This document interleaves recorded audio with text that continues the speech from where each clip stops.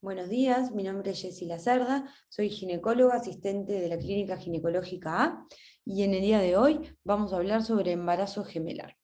Los objetivos de esta clase es que conozcan la importancia del tema, que conozcan la importancia del correcto diagnóstico del embarazo gemelar, así como las diferentes complicaciones y según el tipo de embarazo gemelar, a qué complicaciones nos vamos a enfrentar. Que conozcan la incidencia, cómo se clasifican y el manejo del embarazo gemelar y sus complicaciones. ¿Cuál es la importancia del tema y por qué vamos a hablar de embarazo gemelar? Porque es un tipo de embarazo que viene con una incidencia en aumento. Clásicamente tenía una incidencia de 1 cada 80 a 120 embarazos y hoy en día tenemos una incidencia de 1 cada 50 a 70 embarazos. ¿Y por qué ha ido aumentando esta incidencia? Bueno, por el aumento de las técnicas de reproducción asistida, se sabe que más del 25% de las fecundaciones in vitro exitosas terminan siendo embarazos gemelares, por el aumento de la edad materna. Sabemos que a mayor edad materna hay mayor secreción de FSH, que es la hormona folículo estimulante, que produce ovulaciones, muchas veces ovulaciones dobles. Y luego sabemos que el embarazo gemelar tiene una elevada morbimortalidad, tanto materna como perinatal.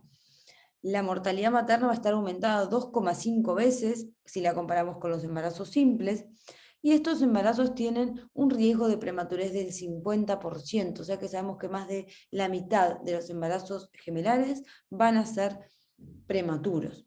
Y con esto entonces tenemos que saber que los controles van a ser diferentes que los embarazos únicos, que van a requerir mayor control y controles mucho más estrictos.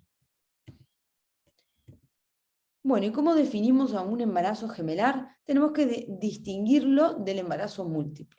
El embarazo múltiple es aquel donde hay un desarrollo en simultáneo de más de un feto en la cavidad uterina. Y en este caso pusimos como ejemplo dos fotos de ecografías donde vemos en la primera un embarazo gemelar donde hay dos fetos o dos embriones desarrollándose en la misma cavidad, y luego tenemos, por ejemplo, un embarazo triple. Entonces, los embarazos gemelares, a diferencia del embarazo múltiple, es en aquel que hay dos fetos desarrollándose en la misma cavidad uterina. ¿Cómo se hace el diagnóstico de embarazo gemelar? Bueno, lo ideal es hacerlo en forma precoz. Mientras más precoz, mejor el diagnóstico de la corionicidad y de la amniosidad, que lo vamos a ver más adelante. Pero el diagnóstico hoy en día, con las ecografías precoces y con la definición de los ecógrafos, debe ser en forma precoz. Acá vemos un embarazo que es un embarazo temprano de 6-7 semanas, donde vemos dos sacos gestacionales que contienen dos vesículas vitelinas y dos embriones en su interior. Pero como el objetivo de este curso también es acercarnos a la clínica, tenemos que saber cuáles son los elementos clínicos que nos tienen que hacer sospechar de un embarazo múltiple. Tienen que saber que el diagnóstico clínico siempre va a ser tardío, nunca va a ser como la ecografía, que es un diagnóstico mucho más precoz. ¿Y qué elementos clínicos entonces hablamos? De la altura uterina discordante en más, o sea, cuando la altura uterina es mayor a lo esperado para la edad gestacional. Cuando yo palpo dos polos fetales iguales, por ejemplo, dos polos cefálicos o dos polos podálicos en la misma topografía. Cuando palpo un polo cefálico y un polo podálico muy próximos entre sí, que lo explicaría que sea un solo feto, o cuando oculto dos focos de latidos fetales separados de al menos 10 centímetros con una diferencia de al menos 15 latidos entre ellos. Bueno, ¿y cómo se clasifican los embarazos gemelares? Los vamos a poder dividir según la cigosidad y según la corionicidad y la amniosidad.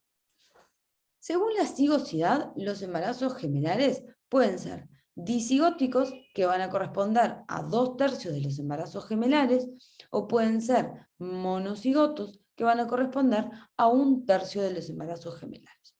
Los embarazos disigóticos, que son estos, son dos óvulos que fueron fecundados por dos espermatozoides diferentes y siempre van a ser biamnióticos y bicoriales. No comparten el material genético más allá que cualquier hermano y pueden ser de diferente sexo, porque recuerden que son dos óvulos con dos espermatozoides separados que hacen su desarrollo embrionario por separado y luego se implantan en la cavidad uterina en dos diferentes lugares.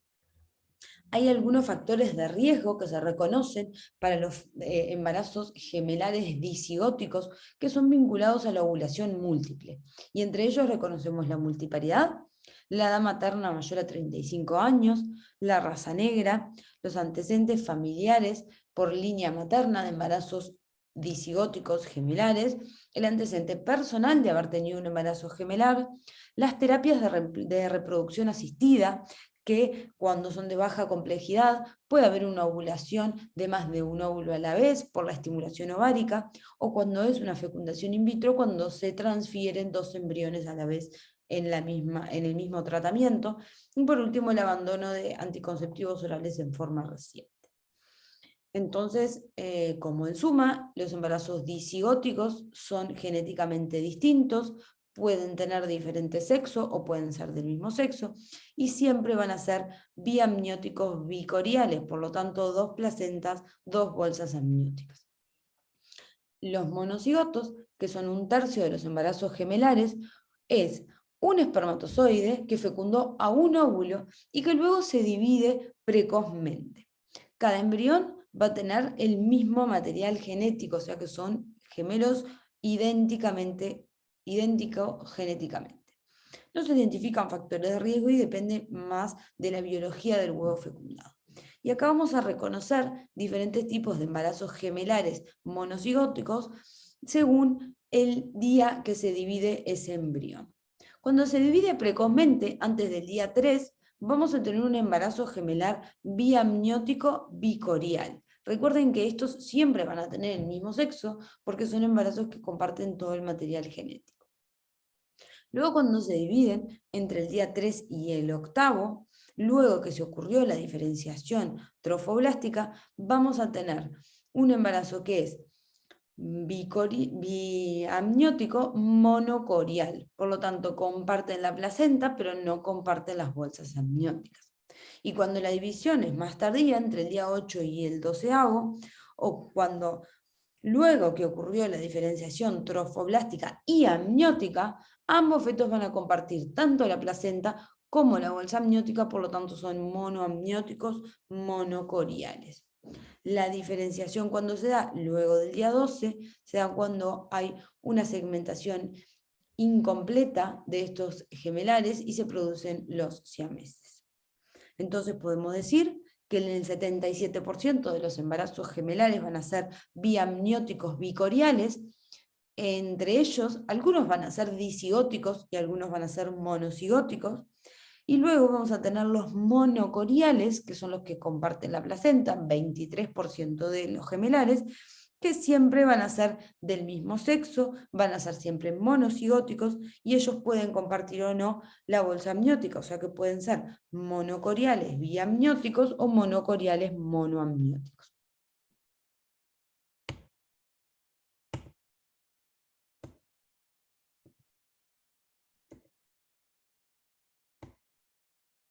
Bueno, ¿y cómo vamos a hacer el diagnóstico de esta colonicidad y amniosidad que parece tan compleja?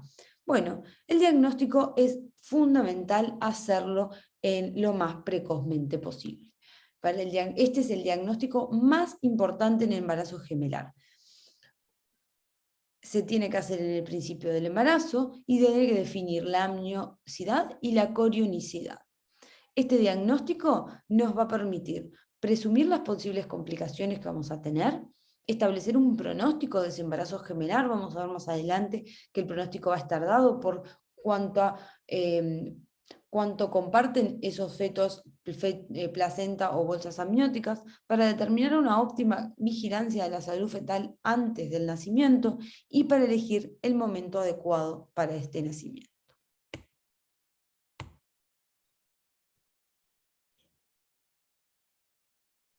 Entonces, como dijimos, es fundamental hacer un diagnóstico lo más precozmente posible.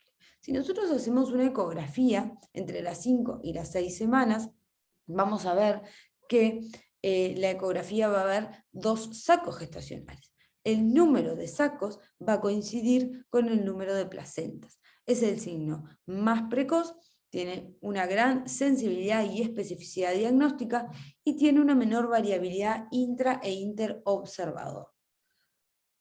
esta ecografía, que donde nosotros vemos en la foto 1 un embarazo biamniótico bicorial, porque tenemos dos sacos separados, y aquí tenemos un embarazo monoamniótico, monocorial, donde vemos dos fetos que comparten la placenta y comparten el saco amniótico. Luego, a partir de las 8 semanas y hasta el final del primer trimestre, también hablamos de que el diagnóstico es precoz, pero vamos a ver que podemos ver una placenta a veces única o que podemos ver dos placentas fusionadas y vamos a determinar la corionicidad según cómo se insertan las membranas a la placenta. Y entonces tenemos el signo de lambda, que es cuando hay trofoblasto entre la inserción de las membranas, y acá decimos que hay un embarazo gemelar bicorial, y el signo de la T es cuando entre la inserción de la membrana no hay trofoblasto, y este es un embarazo que es monocorial, pero biamniótico, y acá vemos la separación entre las dos bolsas. Y luego, cuando ya es un diagnóstico más tardío, va a tener siempre menor precisión, y ahí me puedo basar en el sexo de los fetos. Si los fetos son de sexo diferente, ya sabemos que son bicigóticos, entonces va a ser un embarazo biamniótico bicorial. Y si los sexos son iguales, me voy a tener que basar en el grosor de las membranas. Cuando la membrana es gruesa o puedo identificar las capas del amnios por la ecografía, voy a ver que puedo ser un gemelar biamniótico, o cuando el grosor de la membrana es más fino o veo un número menor de membranas, vamos a tener un embarazo que comparte la bolsa, entonces es monocorial, que comparte la placenta, perdón. Bueno, y como ya dijimos, las complicaciones de los embarazos gemelares van a estar dadas por la corionicidad. Y existen dos grandes grupos que van a tener dos grandes grupos de complicaciones: los embarazos bicoriales y los embarazos monocoriales. Por lo tanto, nos vamos a dirigir ahora a los embarazos que comparten placenta y que no comparten la placenta. Acá vamos una representación de las placentas y sus anastomosis vasculares. De la anastomosis vasculares van a depender el pronóstico de este embarazo. El embarazo de menor riesgo es el embarazo biamniótico bicorial, en el cual no comparten las placentas.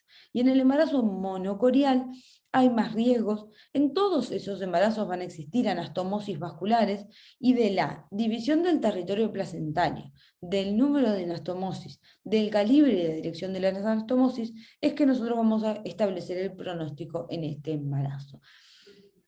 Hasta el 40% de los embarazos hay un desequilibrio hemodinámico, y esto explica algunos resultados perinatales que en estos dos grupos es bastante diferente. Cuando hay un desequilibrio y se divide en forma desigual la placenta, vamos a ver alteraciones como alteraciones del crecimiento o alteraciones de la vascularización.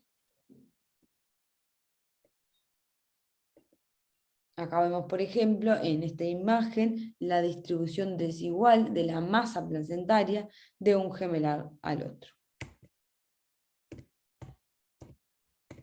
Bueno, ¿y cuáles son esas complicaciones que estamos hablando hace un tiempo? Bueno, vamos a tener complicaciones maternas, vamos a tener complicaciones fetales y vamos a tener complicaciones ovulares. Las complicaciones maternas son las mismas para los dos grupos. En la primera mitad del embarazo vamos a ver un aumento de la hiperemesis gravídica y de los vómitos en el embarazo, dado por el aumento de la masa placentaria, y vamos a tener un aumento de la pérdida temprana de embarazo o aborto. En la segunda mitad del embarazo se empiezan a ver efectos mecánicos de la sobredistensión uterina, aumento de la pirosis, del reflujo, de la plenitud precoz, puede haber más edema de miembros inferiores, varices, en algunos casos polipnea por la restricción del espacio para el diafragma. Vamos a ver más estados hipertensivos en forma precoz, dado el aumento de la masa placentaria. Ya sabemos que los estados hipertensivos, en su fisiopatología está la insuficiencia placentaria. Hay mayor riesgo de anemia Y luego, más al final del embarazo, hay mayor riesgo de diabetes gestacional por el aumento de del número de placentas y la cantidad de masa trofoblástica. Hay mayor hemorragia posparto por atonía uterina, por la sobredistensión uterina, y mayor intervencionismo obstétrico, dado que la mayoría de los embarazos gemelares nacen por la vía de finalización de la cesárea, y hay un aumento de las muertes maternas que se aumenta el riesgo 3 veces. Bueno, como ya dijimos al principio, las complicaciones fetales y neonatales, gran importancia, la prematurez. Sabemos que más del 50% de estos embarazos van a ser recién nacidos prematuros. Hay más riesgo de óbito fetal o muerte de uno de los fetos y óbito del otro feto posterior. Mayor riesgo de restricción del crecimiento, tanto de ambos fetos como restricción selectiva del crecimiento. El crecimiento discordante, cuando hay una desigual distribución de la placenta, mayor número de efectos congénitos, mayormente para los monocoriales, y luego complicaciones propias del embarazo monocorial, que se trata de el feto transfundido transfusor, cuando hay una desigual distribución hemodinámica de las anastomosis, donde hay un feto que recibe la sangre del otro feto y genera una policitemia con un aumento del edema y una insuficiencia cardíaca, y hay un feto que dona la sangre y genera anemia fetal. Luego tenemos el feto, la transfusión de anemia policitemia, donde tenemos un feto anémico y el otro policitémico, pero sí alteraciones hemodinámicas, y la restricción del crecimiento selectiva por la distribución discordante de las masas. En cuanto a las complicaciones ovulares, hay mayor riesgo de placenta previa porque la placenta es tan grande, o cuando hay dos placentas, hay alguna que puede insertarse en el segmento. Mayor riesgo de desprendimiento de placenta, de rotura prematura membrana por la sobredistensión uterina. Bueno, en cuanto al líquido amniótico, el feto transfundido transfusor se caracteriza por una secuencia de polidramnios y oligoamnios, y luego también hay alteraciones del líquido amniótico por la diabetes gestacional o por el RCIU.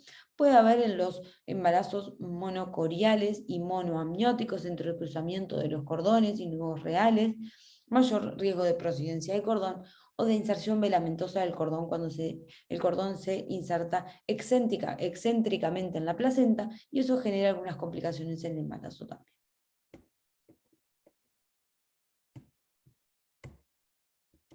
Acá tenemos lo que veníamos hablando de las complicaciones propias de los embarazos monocoriales.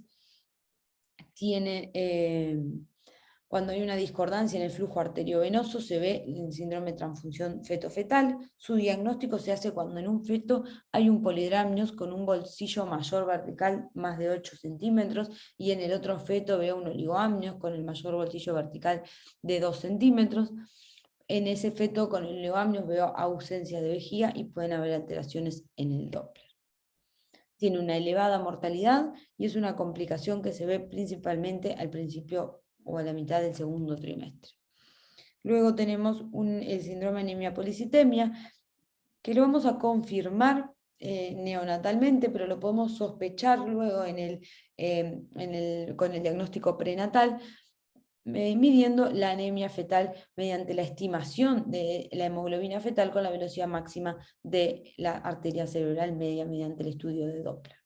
Y luego en la etapa neonatal va a haber anemia neonatal y debe haber una discordancia entre ambos fetos, entre ambos recién nacidos, perdón, de una hemoglobina mayor a 5 gramos litro. Cuando hay discordancias del territorio placentario, lo que vemos es un RCIU selectivo. ¿Cómo hacemos el diagnóstico? Prenatalmente, cuando hay pesos fetales estimados con una diferencia mayor al 25%, puede haber discordancia en los líquidos amnióticos con el feto con la restricción del crecimiento selectivo con un oligoamnios, o una discordancia de la pared abdominal mayor a 20 milímetros. Bueno, ¿y cómo vamos a optimizar el control del embarazo en los embarazos gemelares? Vamos a hacer controles más seguidos, vamos a necesitar mayor paraclínica, vamos a tener que hacer profilaxis con algunos fármacos, a derivar al equipo de alto riesgo obstétrico con equipo multidisciplinario y un equipo especializado que debe contener al menos ginecólogo, y dependiendo luego de las complicaciones que vayan a surgir. En el primer trimestre vamos a evaluar el riesgo. ¿Cómo vamos a evaluar el riesgo? Con la corionicidad. Como dijimos, el embarazo monocigótico es el embarazo que tiene mayor riesgo. Y el embarazo que comparte la placenta y la bolsa amniótica, monocorial, monoamniótico, es el que tiene el riesgo más elevado. Vamos a hacer screening de cromosomopatías y de preeclampsia, como en todos los embarazos, y los embarazos gemelares tienen indicación formal de recibir profilaxis de anemia con hierro vía oral y de preeclampsia con ácido acetilsalicílico y calcio. Y recuerden siempre que esto es un embarazo de alto riesgo y debe controlarse en policlínica especializada. En el segundo trimestre vamos a pedir la ecografía morfoestructural como en todos los embarazos y luego los embarazos monocoriales le vamos a pedir un ecocardiograma fetal dado que son embarazos que tienen mayor riesgo de alteraciones cromosómicas y de cardiopatías. El estudio Doppler lo vamos a hacer en los embarazos monocoriales, en aquellos que comparten la placenta, para ir haciendo diagnóstico precozmente de las complicaciones que vimos como la transfusión feto-fetal. En este trimestre, en el segundo, es que nosotros podemos hacer el diagnóstico precoz de complicaciones graves y las podemos tratar. En nuestro país existe hoy en día un equipo de medicina prenatal, de terapia fetal, que puede hacer tratamientos con láser en estos pacientes que tienen este tipo de complicaciones. También debemos explicar a la madre, a la familia, el riesgo de parto pretérmino y valorar si tiene una indicación de maduración pulmonar fetal, que sabemos que no se hace de rutina, no sabemos que en muchas de estas complicaciones vamos a tener que prever el riesgo de parto pretérmino. En el tercer trimestre, bueno, vamos a depender los controles del crecimiento fetal y de las complicaciones que puedan haber aparecido tanto en la salud materna como en la salud fetal. La finalización del embarazo va a depender de la corionicidad y de la amniosidad y de las complicaciones que pueda haber tanto en la RCIU como la anemia que surgen más en el tercer trimestre.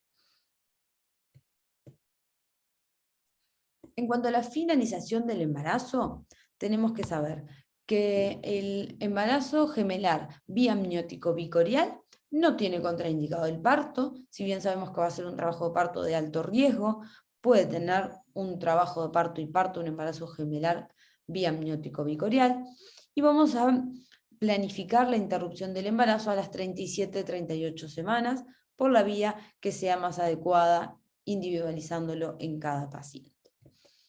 El embarazo gemelar monoamniótico bicorial tampoco tiene contraindicado el parto y vamos a interrumpir el embarazo entre las 34 y las 37 semanas, son las recomendaciones, dado que en ese periodo aumentan más las complicaciones maternos y fetales en estas pacientes en estos embarazos que comparten la placenta.